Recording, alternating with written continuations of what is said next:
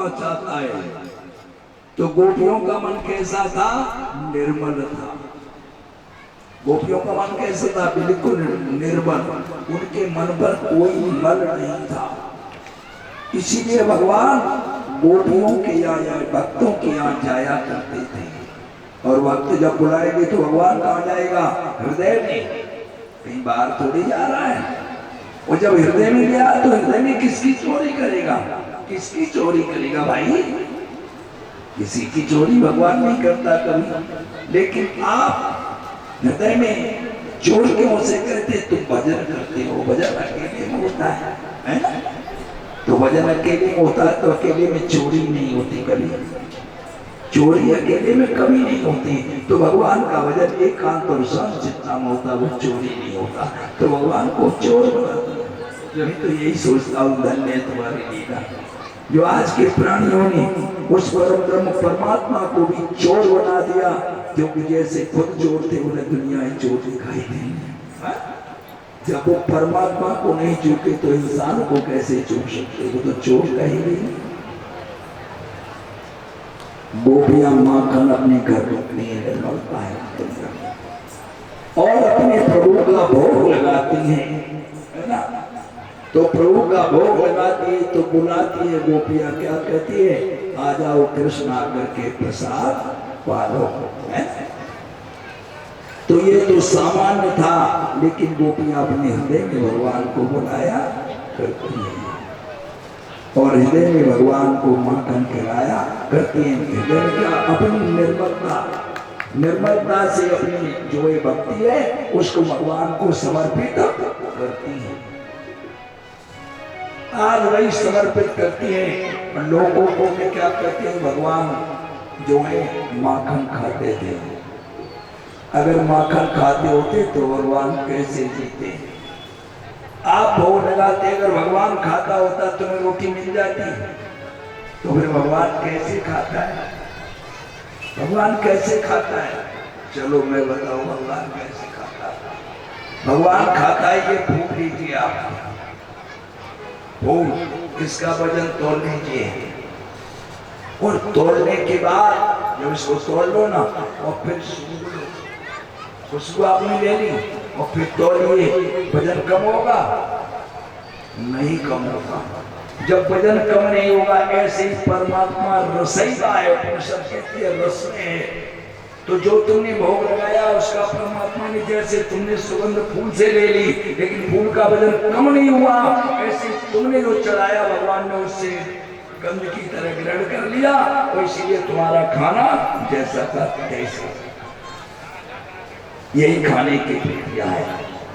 अगर भगवान तुम्हारी तरह खाता होता तो समझ लो क्या हाल होता।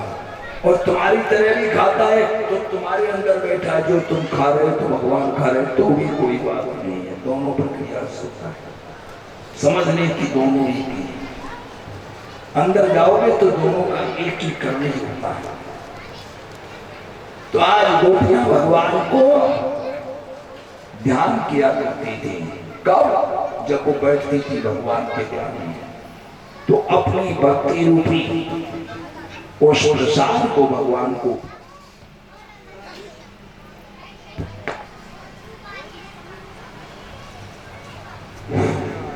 तो इसी प्रकार से इसे कहते हैं।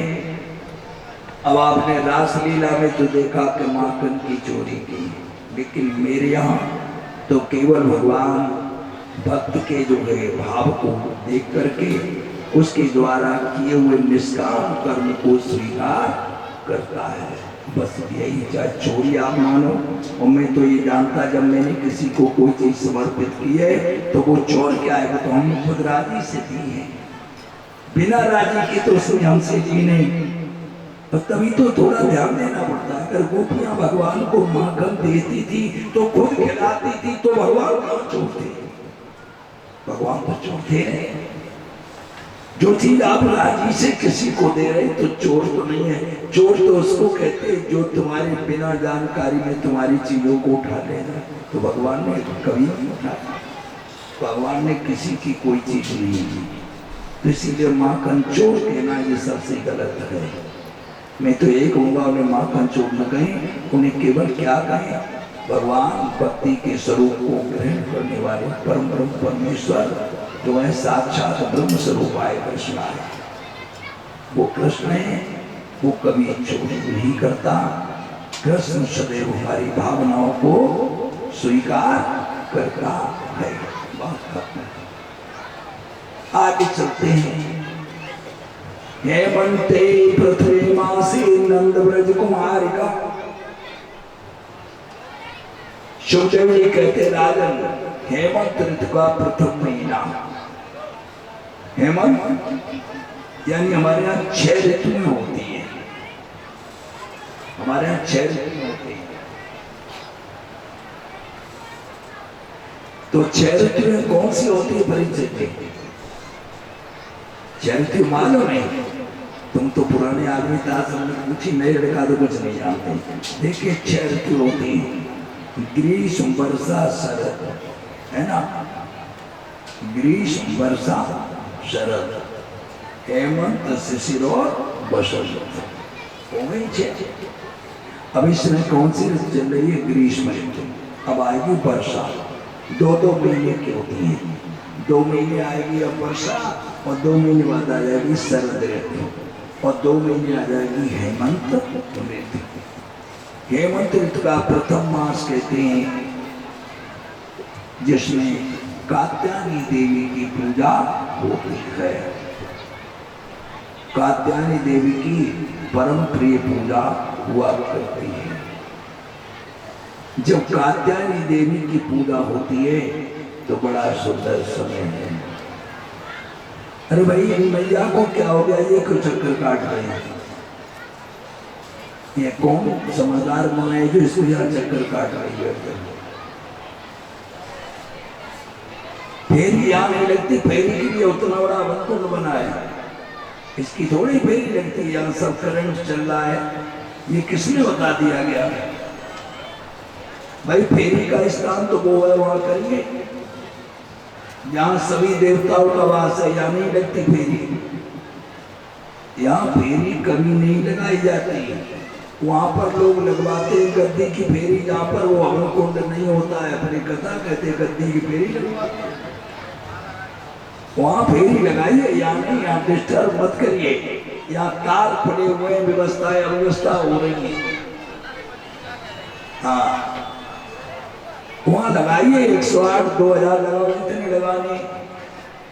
यहाँ तो तार भी खुले, करंट चल रहा, कथा चल रही है, इससे क्या होगा? कहीं तुम्हारे करंट लग जाए, अभी दूसरा खेल तैयार हो जाएगा। फेरी लगाने की जगह वो हवन कुंड बना हुआ, ऊपर सारे दिन लगाओ फेरी। ये कोई जगह थोड़ी है। श्री राम जय राम, जय जय राम।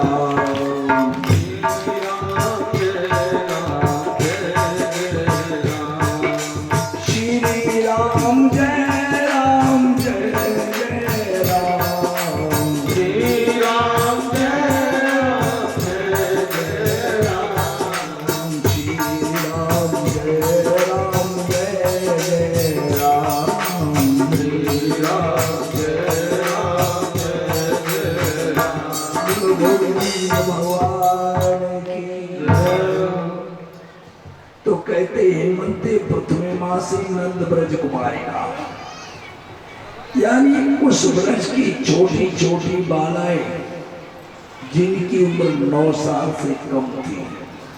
कितनी? 9 साल से कम। वो कात्यायनी मैया का व्रत करती। कात्यायनी महामाए महायोगिनी सचते हैं और बड़े प्रेम से जान करती है। नंद गोप सुनदेव पति में कुर्ते नम। ये मंत्र बहुत बढ़िया है। किसी लड़की का विवाह न होता हो, इस मंत्र का जाप करें, 1.25 लाख जाप कर ले, उसका ब्याह हो जाएगा। ये निश्चित है, कोई रोक नहीं सकता। अगर नहीं कर सकती तो किसी ब्राह्मण द्वारा अनुष्ठान करा दे, 1.25 लाख का, 2.5 लाख का, उसमें उसकी शादी हो जाएगी, कोई रोक नहीं पाएगा, और अच्छे घर में चली जाएगी।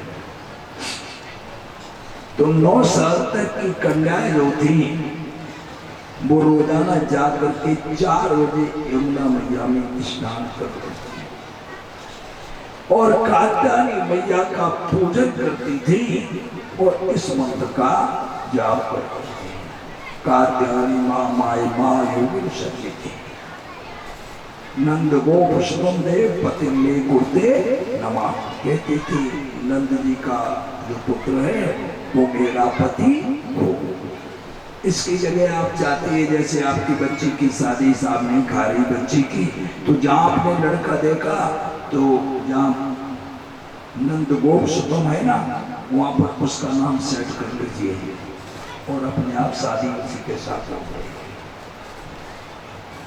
इसका अनुष्ठान होता है, श्रीमद् भागवत में यही दिया हुआ। तो इसी प्रकार से जाप करने से 1.25 लाख जाप होने के बाद वो ये कार्य पूरा हो जाता है। ये सिद्ध है, क्योंकि मैं इसीलिए जानता हूँ इसके द्वारा हमारे बताए हुए 4-6 कन्याओं के ब्याह हो गए, शादियाँ अच्छे करते। मैंने केवल बता दिया और इसका अनुष्ठान 21 दिन में होता है। 21 दिन में क्यों देते हैं? क्योंकि कन्या में 7 दिन के लिए अशुद्ध होती है ना 8 को, तो 8 दिन वो जैसे शुद्ध होता है उसके बाद इसका अनुष्ठान शुरू कर दें तो 21 दिन में आप पूरा कर सकते हैं। लेकिन इसकी मेहनत बहुत पड़ती है भाई। 1.25 लाख के लिए कितना रोज आप करोगे 21 दिन में, उस हिसाब से नहीं आप कर पा रही तो पंडित जी को बुला करके जितने पंडित कर सकें जल्दी से जल्दी करा करके इसका जाप करवाए। उसका 10वांश जो है मार्जन, उसका 10वांश तर्पण और 10वांश हवन हो ही जाएगा और उसके बाद 10वांश ब्राह्मण भोजन करा कर दक्षिणा करके कार्य आपका कार्य क्यों अधूरा रह जाता है भाई? किसी मंत्र का जाप करो उसका 10वां हिस्सा हवन होना चाहिए। अगर आपने 1000 जाप किया तो 100 आहुति उसी मंत्र से हवन में लगनी चाहिए और जब 100 आहुति लगी तो उसका 10वां हिस्सा यानी मार्जन उसका फिर 10वां करते चले जाओ। उसका जाकर के ब्राह्मण का एक ब्राह्मण रह जाता है ना, तभी तो भागवत में दिया कि 12 ब्राह्मण भोजन करना चाहिए। जाते हैं 12 ब्राह्मण भोजन हो गया, भागवत पूरी हो गई। अब उसके बाद तुम चाहे 1 लाख आदमी को खवाओ तो तुम्हारा अपना विचार है, लेकिन 12 ब्राह्मण भोजन इसके लिए निश्चित है। 18,000 श्लोक हैं, 18,000 का 10वां हिस्सा कितना हुआ है समझ लो आप। 18 आहुति लग जा, काम पूरा हो गया।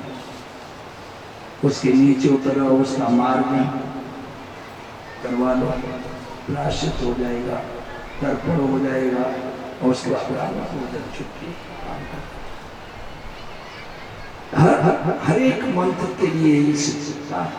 कोई भी मंत्र आप जाप करें उसके लिए यही नियम लागू होता है। अगर इतना काम नहीं होता है तो मंत्र जाप करने का पूर्ण फल कभी नहीं मिलता। पूर्ण फल प्राप्ति के लिए इतना करना चाहिए। तो आज बड़े प्रेम से कात्यायनी मैया का व्रत करती हैं और उनका पूजन करती हैं और यमुना मैया में स्नान करती हैं। जब इनका पूरा समय होने जा रहा है, क्यों पूरा मास दिया, पूरा महीना, क्यों 9 साल तक की कन्या कभी अशुद्ध नहीं होती। 9 साल तक कन्या अशुद्ध नहीं होती है। अब कलयुग में तो जो हो जाए ठीक है, कलयुग में तो 8 साल की कन्या अशुद्ध हो जाती है। दिया है ना भागवत में कि 8 साल की कन्या कलयुग में एक बच्चे को जन्म देगी जब घोर कलयुग आएगा। इतना नीचे गिरता जाएगा समय। तो इसीलिए आज जो है जाकर के करती हैं तो भगवान सोचते हैं चलो ये पति रूप में जाते हैं, पति में कुर्दे नमः, तो इसीलिए चलो मैं इनको पति रूप में दर्शन दूं। ऐसा विचार करके भगवान जाकर के कदम की डाली पर बैठ जाते हैं। और कदम की डाली पर बंसी बजाने लगते। बांसुरी की धुन सुन करके जो गोपियां स्नान कर रही थी वो जल में सामने आ गई, कदम की कहा मेरी वस्त्रों को दे दो। भगवान कहते मैं कभी वस्त्रों को नहीं चुराता,